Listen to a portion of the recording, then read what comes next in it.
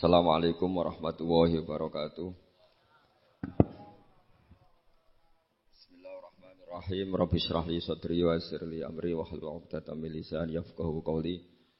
Allahumma shalli wa sallim ala habibika Mustafa Muhammadin wa ala alihi wa sahbihi asma'in nama ba'du. Ingkang sangat kula hormati Ki Haji Rasyid bin Abdul Ubab bin Maimun Zubair. Seteng mriki wonten kanca-kanca alumni, wonten Kiai Manan, wonten Kiai Sulhan, wonten Pak Sukron, Pak Mukhlisin, sedanten Ki Abdul Jalil, Kiai Muslihan, wonten Gus Sobah, sedanten ingkang kula hormati. Ini mboten niat diskriminasi, tapi niki prioritas santri sarang. Nanti kula ngaji serius 20 menit. Niki kula seneng jajar Pak sinten Sukron. Niki Haji Nerian sareng Mbah Mun. Dia alumni yang pernah menyombongi Mbah Mun. Pertama beliau rawuh haji dolan tengen kula. Gus, Mbah Mun mbek kula jebule terkenal kula teng Mekah. Kok saged? Karena tiap wong Mekah ketemu kancane Sukron.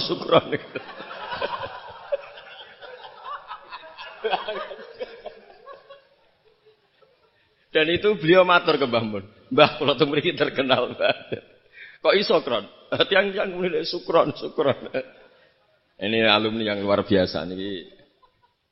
Kakak kelas kula 2 kelas. Niki nggih kanca kula, nggih musuh kula. Tapi nak teng akhirat pun mboten wani musuhi kula, pun benten kelas mungkin. Mergi kula digiring kalian tiyang sing hafal Quran, ya mbake wis sing hafal jurumiyah. Mboten kelas di mana tengah akhiran mboten. Tapi tak goleki Pak Sukron. Goleki. Goleki mangke. Kula badhe matur serius sekitar 20 menit nggih. Kula suwun ini khususnya alumni. Tapi tidak niat diskriminasi, sinten mawon boleh mendengar ini karena yang tidak alumni pun kula yakin gadah mahabbah teng Mbah Mun. Kula kados Gus Rasyid nderek matur nuwun sanget. Doa jenengan teng Mbah Mun, teng Nyai Mastia, teng Nyai Fahima, teng Gus Kamil, teng sedanten Mas saya sarang. Kenangan-kenangan ingkang sae, ingkang musalsal ila Rasulillah sallallahu alaihi wasallam. Akhir-akhir ini Yai sering maos kitab Maslakut Tanassub. Niki kula waos langsung halaman 3. Niki wonten Kiai Abdul Manan, wonten Gus Rasyid. Niki kula gadah napa nggih? Gadah unek-unek, gadah karep supados apa yang ditanamkan Mbah Mun itu jangan sampai diriwayatkan kilan al-qila wal qal. Tapi sampai pada titik mudawan dibukukan. Saya berkali-kali dapat sanad ini dan itu tidak hanya saya, semua alumni sarang. Bukan hanya alumni Anwar saja, juga semua alumni sarang karena tergabung di Madrasah Ghazaliyah. Mbah Mun ketika haji tahun 1421 dan 1422 Hijriah. Iku beliau ngendikan dalam halaman 3 niku waqatin toba'a fi qalbi mimma fihi al-atharu thayyibah fi nafsi. Maka na fil marrati tsaniyah bima fihi min takhmidil ainain. Ghamattu fiha ainayya wa qultu la ilaha illallah wa fi akhiril karat Muhammadur Rasulullah. Terus beliau ditalkin dzikir sama Said Muhammad di tahun 1422. Kemudian kitab ini dikarang, kula balen malih, kitab ini dikarang. Beliau hanya punya harapan dan itu dikarang tahun 1422. Sak sampunipun haji. Beliau wafat 1440.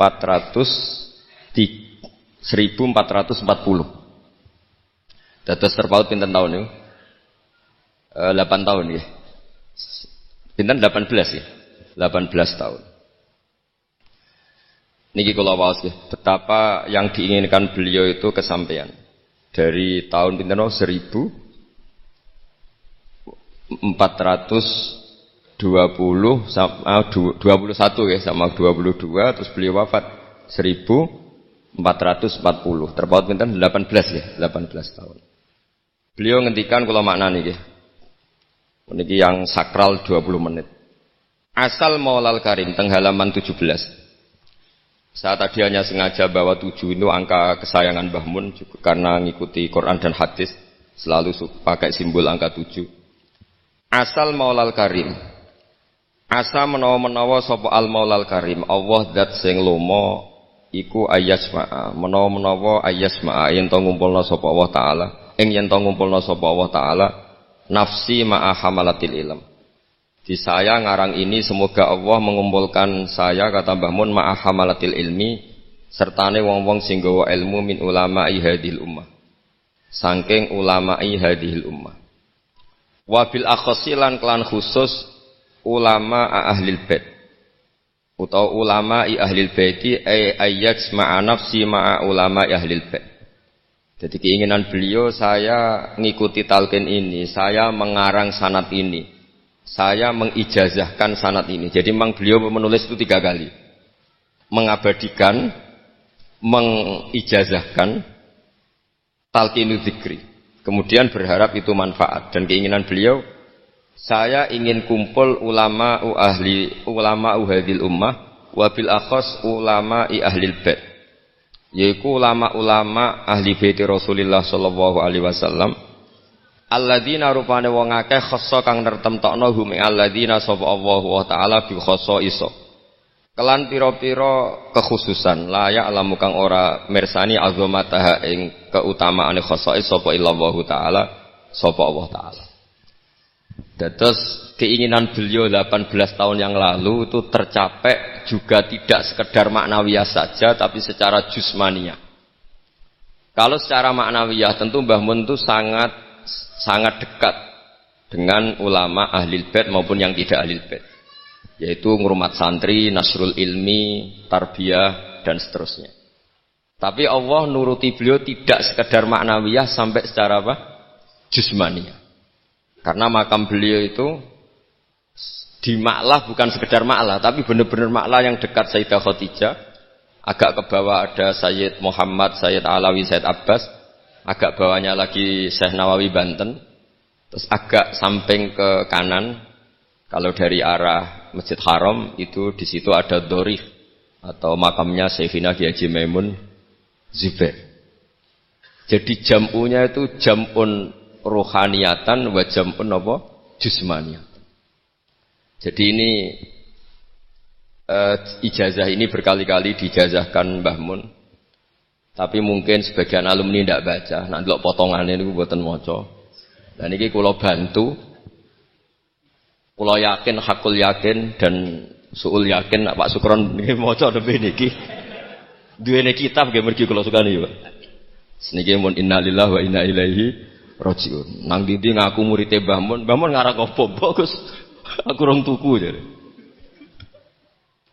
Tapi niki penting kula aturaken ulama, saya berkali-kali bilang kenangan dari Rasulullah sallallahu alaihi wasallam itu harus ditulis.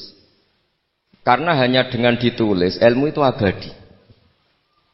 Enggak boleh riwayat itu hanya berdasar karena kamu hafalan mundobit itu terus tidak nulis, tidak boleh.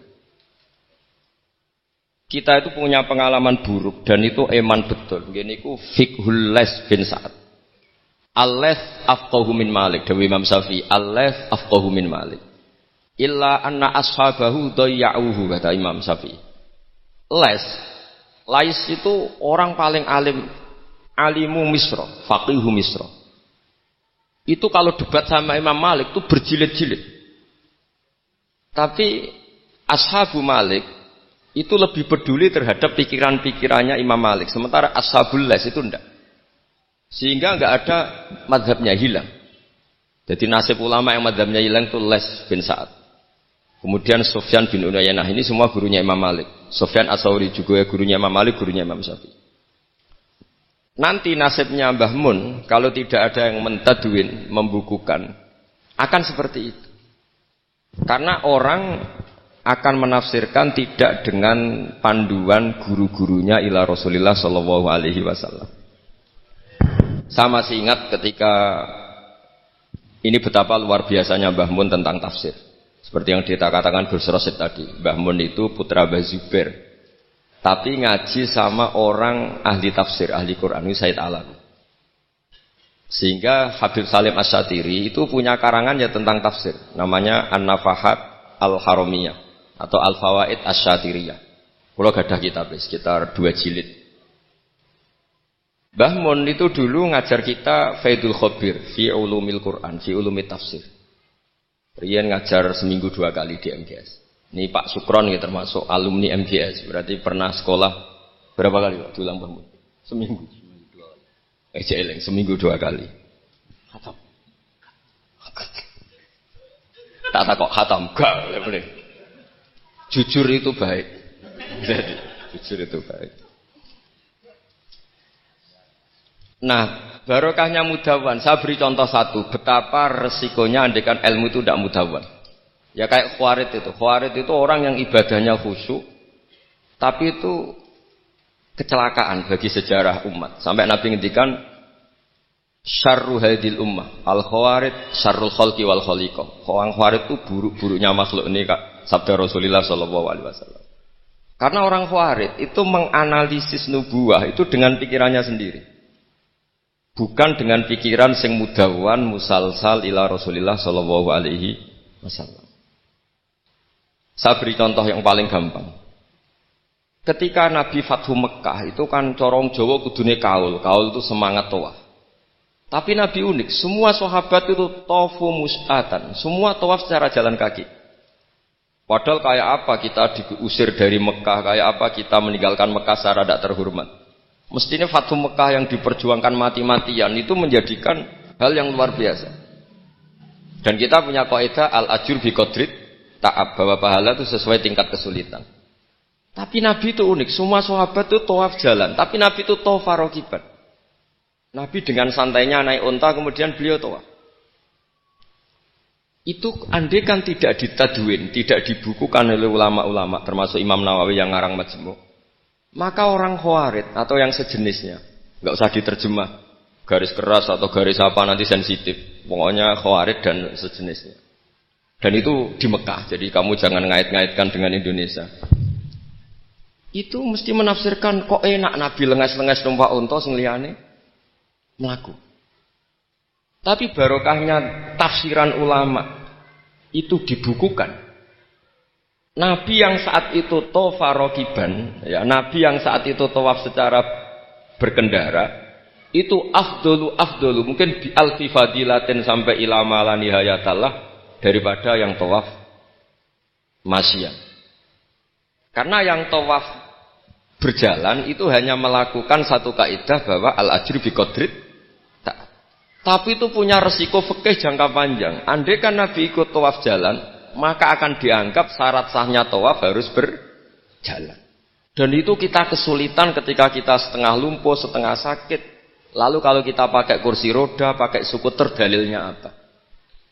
Barokahnya Nabi tawaf rakiban, maka ada solusi, ada referensi kalau kita tawaf tidak masyian, yaitu dengan cara naik kursi roda dan yang lain-lain. Maka ketika Imam Nawawi, maka yang dilakukan Nabi itu fardun alaihi. Nabi melakukan itu harus, karena Nabi harus menjelaskan ke umat bahwa tidak termasuk syarat sahnya tawaf adalah secara berjalan, tapi naik juga boleh. Itu andaikan tidak ditadwin oleh ulama, maka pikiran ini tidak sampai kita.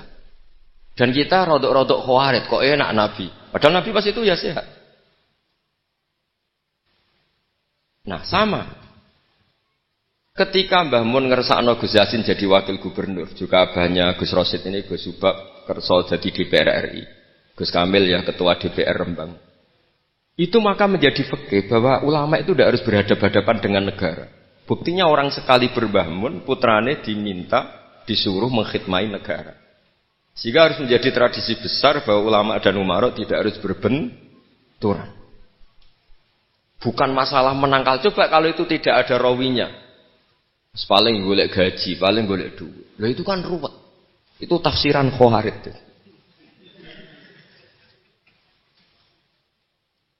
Jadi, saya itu punya sanad mutasil. Saya berkali-kali ketemu abahnya Gus Rosid. Beliau juga guru saya, Gus Subab, semuanya. Itu ketika beliau menolak, itu Mbah Mun maksa. Gus Kamil dulu pertama disuruh jadi DPR, ya menolak. Sampai pernah transit di dalam saya di Jogja itu 3 hari. Dan Mbah Mun akhirnya sampai duka, harus mau. Tapi lama-lama kita tahu bahwa beliau ingin menyelamatkan Indonesia. Bahwa Indonesia nggak perlu dipertentangkan antara ulama dan umat. Nah, itu harus terus. Karena kalau kita ingin versi tertentu, pasti Indonesia itu chaos. Chaos itu ya chaos lah. Huru hara. Kalau huru hara terjadi sabkut dima, pengaliran darah. Yang dosa kita. Makanya Mbah Mun sering cerita ke kita. Saya tidak pernah bilang saya ke kita. Semua santrinya levelnya sama, karena sama-sama dengar. Bidane lali beeling gitu. Ambek paham sama tidak paham itu.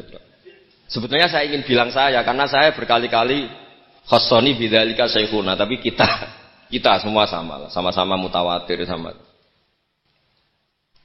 Fiqhus siyasah atau fiqhul imamah atau fiqhul khilafah, terserahlah bahasa sampeyan. Itu juga harus diwariskan. Sehingga dulu sampean tak ceritani, dulu yang semi-semi Khawarij itu ya sudah banyak. Wah, Nabi itu harus ngomong akhirat terus, masa Nabi jabat? Oke, dari segi jabatan itu duniawi, kesannya buruk. Karena jabatan itu duniawi. Tapi kalau dibalik, atardo ayyaku nasolihu tahta yadidz zalim. Kowe ridho kalau orang-orang yang enggak sholat, enggak cewek, enggak istinja, mimpin wong soleh. Jadi harus dibalik, harus membolehkan orang soleh yang mimpin orang zalim, jangan dibalik. Wong soleh pokok ning masjid kabeh wiridan kabeh dipimpin wong zalim hanya karena kamu mengharamkan politik. Jadi orang itu harus ngerti. Makanya ketika beberapa nabi itu harus kita tahu. Ada nabi yang ngaji terus kayak Nabi Yahya, Nabi Isa. Ada yang nabi yang seumur-umur itu jabat kayak Nabi Dawud, Nabi Sulaiman. Kamu boleh meniru Nabi Dawud, Sulaiman jabat, tapi nggak boleh meniru istrinya 1000. Itu 4 saja masalah kita. Sitok wis kudu pegatan ya gitu. Rai-rai gak meyakinkan gitu, 1 aja sudah. Tapi itu tidak saya loh.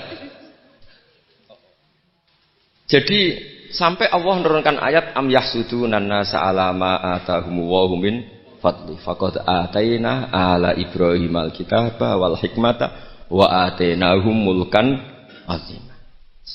Jadi ada orang-orang soleh yang oleh Allah disebut bahwa mereka itu jabat. Gini ku alu Ibrahim. Ada banyaklah orang-orang soleh yang jabat.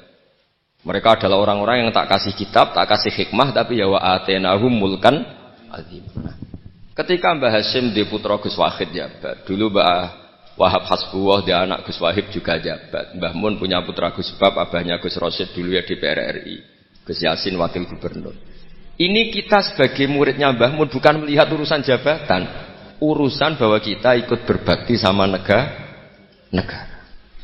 Makanya ketika Mbah Mun kapundhut hari Selasa tanggal 5 Dzulhijjah, itu saya masih ingat betul ketika itu saya di dalam ada Gus Subab, ada Gus Naji, ada Gus Kamil, ada semua lah. Itu mereka itu kelihatan apa ya, masih nggak sadar kalau abahnya wafat. Kelihatan senang. Senangnya itu karena mereka menyaksikan betapa yang diinginkan Mbah Mun itu kesampaian. Beliau-beliau ini cerita, Mbah Mun itu cerita gini, Cung, aku nak mati Jumat berarti aku wali. Nak mati Selasa aku ya wong alim. Jadi berarti beliau itu milih jadi orang alim. Jadi dia rileks.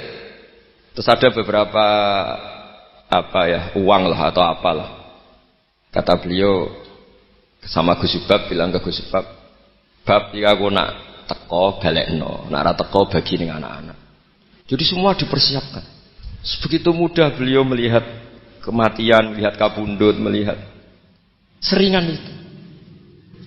Karena kerinduan seorang wali atau orang soleh kepada Allah itu rindu sekali. Dan ini kita harus punya riwayat, dan itu menjadi fikih besar. Gak boleh kamu pakai fikih Khawarij. Kiai kok jabat, kiai kok kedonyan. Misalnya ono kiai wong soleh ora oleh kedonyan, terus saiki wong salat buruwe wong ora salat, kowe rido?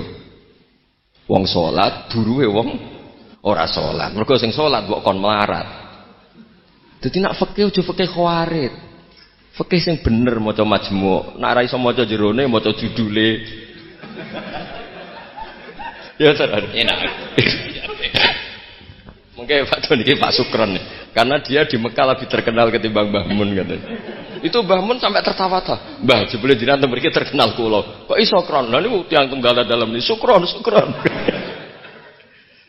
Ya jadi Mbah Mun punya murid ya macam-macam. Ada yang kayak saya, ada yang kayak Pak Sukron. Makanya saya pertama datang, Sukron dikur, dereng enten. Celuk, nek agak teko gak gelem isi. Terus datang. Tadi bisi saya, Gus aku difoto, nak raja jenengan gak difoto. Terus saya bilang gini, saya itu kalau di mana-mana sering jejer wong putih, lagi ki jejer wong ireng. Semoga ini kafarohnya saya jejer wong putih-putih.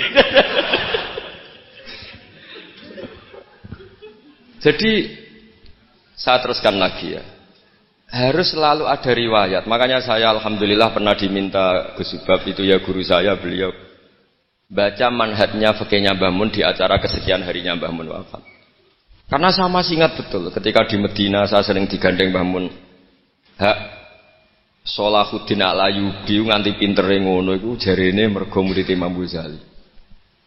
Tapi yo jarene hak murid mbok putu murid. Terus saya bilang putu murid ya impun nate kula hitung nak murid mboten pas, mboten tok wektune. Yes putu murid. Karena saya pernah di masjidnya Sholahuddin Al-Ayyubi di mimbarnya. Itu futuhatnya itu sekitar 815. Jadi kalau tak hitung Imam Ghazali lahir 410, 450, wafat 505, kayaknya betul menangi. Oh ya, senang ngono putu murid. Itu beliau punya konsep mengalahkan pasukan salib. Itu yang dipakai itu kitab Ihya. Itu singkat cerita beliau nyuruh, "Jaiku golek ya." Tak cari. Ketemu terus tak tasihkan beliau, ya iku sing tak maksud ya iku. Itu Imam Ghazali begitu fasih cerita tentang penyusunan kekuatan. Dan itu logikanya sederhana sekali dari sesuatu yang jibillah, yang normal. Misalnya begini ya, al-insan abdul ihsan. Bahwa manusia itu pasti menjadi budaknya kebaikan. Hitung saja sekarang misalnya begini, kita jadi orang soleh, medite ra karuan, gremengan sinis. Yang ini orang fasik, senyum, lomo, apian. Kira-kira orang netral itu kalau jagungan ke kamu apa ke sini?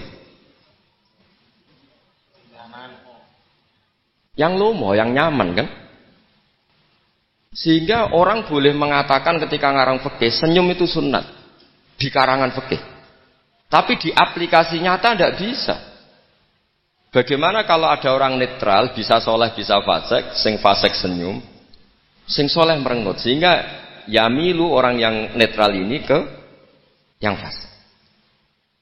Kamu bisa ngarang fikih kalau sedekah itu sunat, karena itu sudah tidak wajib, karena yang wajib itu zakat. Kamu bisa ngarang fikih seperti itu. Tapi kalau dalam tatbiki tidak bisa. Misalnya saya orang soleh hidup di tengah kota, atau orang soleh hidup di pedalaman. Terus saya medit, mentang-mentang sudah zakat, nggak pernah sudah. Sing wong fasik jor-joran sering nyervis rokok gratis, ngopi gratis. Kira-kira kemana kecenderungan orang itu? Ke yang fasik, karena al-insan abdul ihsan. Nah hal-hal seperti ini tuh yang dikaji Imam Ghazali kemudian itu menjadi inspirasi Sholahuddin Al-Ayyubi. Kalau dia ingin solid maka harus berbuat baik sama siapa saja. Karena itu cara punya kekuatan. Nah kita enggak, kita ini memaksakan kebenaran tapi prosesnya tidak simpati.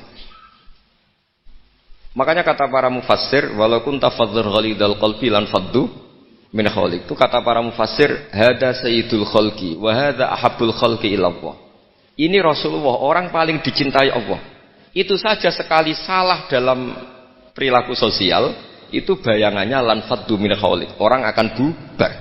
Padahal ma'anna hada mu'ayyadun biruhil qudus. Padahal Rasulullah itu orang yang diberi kekuatan malakut, kekuatan langit. Itu saja dibayangkan kalau salah secara sosial lan faddu min khaliq. Orang akan bubar. Apalagi kamu yang keramatnya enggak jelas, hizib gak mandi. Terus salah sosial, istaqabbalallahu minna minkum taqabbal. Ya kan? Sehingga Mbah Mun itu baik sama siapa saja. Termasuk baik sama Megawati, sama apa saja. Bahkan beliau sebelum haji sempat ketemu Megawati. Dan beliau sebelum itu ya pernah bilang ke saya, ke kita. Aku ketemu Bu Mega dan Indonesia aku damai. Makanya ketika beliau kabundut Dzulhijjah, itu min asyuril hurum. Karena al-asyurul hurum itu ada 4. Dzulqa'dah, Dzulhijjah, Muharram, Rajab. Beliau kabundut 5 Dzulhijjah. Bulan yang termasuk sakral di Islam. Dan beliau kabundut 6 Agustus. Bulan yang paling nasionalis dalam Indonesia. Jadi Allah memilihkan beliau bukan sekedar tempatnya di Ma'lah, tapi pakai bulan yang paling sakral sesuai konteks masing-masing. Dalam religius Dzulhijjah itu sakral, dalam nasionalis Agustus itu sakral. Kayak apa Allah memilihkan beliau? Makanya ini saya cerita ya, saya mungkin 10 menit lagi, sampean santai aja, ini enggak ganggu lama-lama supaya enggak ribet. Makanya di antara yang ditulis beliau tentang jabatan, tentang jabat. Nah ini cerita saja. Beliau menulis eling to ora saja. Sekarang halaman 37. Nanti kalau yang enggak paham ngaji sama Pak Sukron, sudah tak ijazahi tadi. Kobil tuh. Dan nanti yang enggak paham, iya tenang deh. Kok jebolin. Apa? Kok jaluk deh. Ora tenang. Kalau oleh dijaluk ya sudah. Sah nggih? Sah.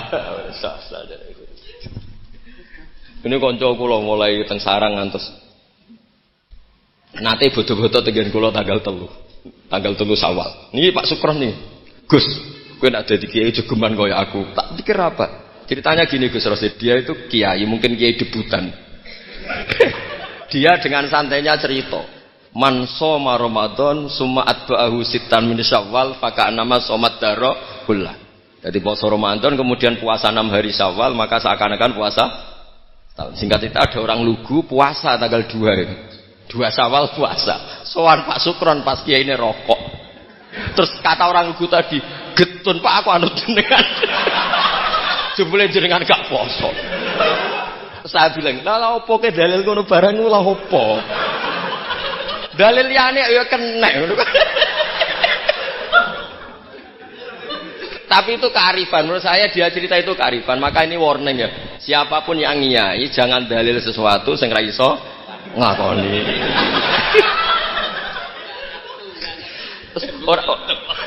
Lho ini ilmiah gak apa-apa. Lho kula lah ora pati wani dalil sing ngoten-ngoten ora wani mergo wong santri sarang bebas ora usah dirakat wae. Mon ping 6. Nggih, tambah ping 6. Ini dari Bapak setahun buat motor. Memang ini didikan sarang yang keterusan. Mbah Mun itu kan mengharamkan santri tirakat. Iya. Santri ora usah tirakat. Santri sarang ora usah tirakat. Mondok sarang tok iku wis tirakat. Wong yo banyune wasin. Kadang ape ning WC yo iku ning lembak-lembak.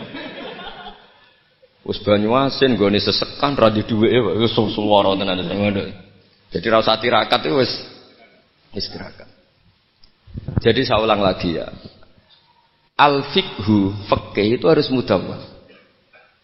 Saya yang sudah kecelok alim saja itu sering enggak tahu kalau itu tidak ditulis oleh ulama-ulama kita. Kayak tadi, kenapa Nabi tofa rokiban? Padahal Nabi juga yang mengajari al-ajru bi qadrit ta'ab. Andaikan Nabi tidak tofa rokiban, maka kita akan kesulitan nyari referensi bagaimana hukumnya tawaf pakai kursi roda. Barokahnya mudawwan dianalisis oleh Imam Nawawi dan seterusnya bahwa Nabi tawaf rokiban adalah wajib bagi beliau untuk memberi pelajaran bahwa itu sah. Coba kalau nggak ada penjelasan itu, mungkin orang menduga-duga Nabi ku piye dipek menangi dewe, khawarit sama nanti pikirannya. Dan itu harus ada yang mudawwan. Sama seperti Nabi Daud, Nabi yang jabat, Nabi Sulaiman, Nabi yang jabat. Supaya jabatan itu tidak tunafis solahiyah, bahwa jabat itu tidak berlawanan dengan kesolehan. Katanya banyak orang soleh yang jabat. Tentu yang enggak jabat lebih banyak. Wis ora usah tak belo. Kaya Pak Sukron ya soleh tapi mboten jabat. Cuma soleh sampai kuat nganti kapan ya ora roh. Nah sini yang halaman ini terakhir, masih 7 menit, 37. Hada summa idza nazarna ilal adarisan. Kalau waca Bismillahirrahmanirrahim. Wal mamlakatani al ukhrayani allatani mazalata qaimataini ilal yaum. Ani al mamlakatal hasyimiyah al urduniyah wa mamlakatal maghrib tawallahuma al hasaniyuna aidan. Artinya Mbah Mun cerita bahwa banyak orang-orang soleh bahkan min dzurriyyati Rasulullah sallallahu alaihi wasallam dan mereka jabat jadi raja, yaitu pasnya di Maroko adalah rajanya Al-Hasani, apa? Hasani. Juga di Ordon, di Jordan itu rajanya Al-Hasani. Intinya Mbah Mun mau ngendikan kamu jangan anti jabatan, banyak orang-orang soleh yang jabat, bahkan bukan sekedar soleh tapi itratu Rasulillah al-itra at-tahira, itratu Rasulillah sallallahu alaihi wasallam. Ini dan beliau menulis itu. Wal mamlakatani al ukhrayani allatani mazalata qaimatain ilal yaum ani al mamlakatal hasyimiyah al ordoniyah wa mamlakatal maghrib tawallahuma al hasaniyah itu. Hada tsumma idza nadzarna ilal adarisah. Adarisah itu Sayyid Idris. Sayyid Idris itu al Hasani ya. Jadi al Hasani yang paling populer di Maroko namanya apa? Al Idris. Makanya disebut adarisah. Yang dzurriyyahnya al Idris disebut apa? Adarisah. Kayak yang bermadzhab Hambali disebut Hanabilah. Summa idza nazarna ilal adarisa wajadna anna ba'dhum wasalu ila sultanah war riyasah. Faqad sabaqa an assasa Sayyid Idris bin Abdullah daulatan azimatan fil Maghrib wa nudiya bis Sayyid Muhammad As-Sanusi malikan ala Libya. Jadi ini saya mau cerita Mbah Mun itu satu khazanah besar. Melahirkan murid-murid yang alim alamah ya banyak. Banyak sekali tidak bisa dihitung. Melahirkan murid yang bahkan putra yang cakap politik banyak. Siapa yang enggak ngakui alimnya Gus Naji? Siapa yang enggak ngakui fleksibelnya Gus Subab di jabatan Gus Kamil? Itu enggak bisa terhitung. Makanya ini khazanah besar, enggak usah dibentur-benturkan. Ada yang nekuni alim, ada yang nekuni jabatan. Semua itu untuk li'ila'in apa? Kalimatillah. Jadi ini enggak ada masalah. Wonten sing kono Pak Sukron wis urip pokoke wis meneng ae. Sok urip ngono ae. Tapi tadi sudah tak ijazahin. Nanti pokoknya ini kalau nggak paham, tanya Pak Sukron. Assalamualaikum warahmatullahi wabarakatuh.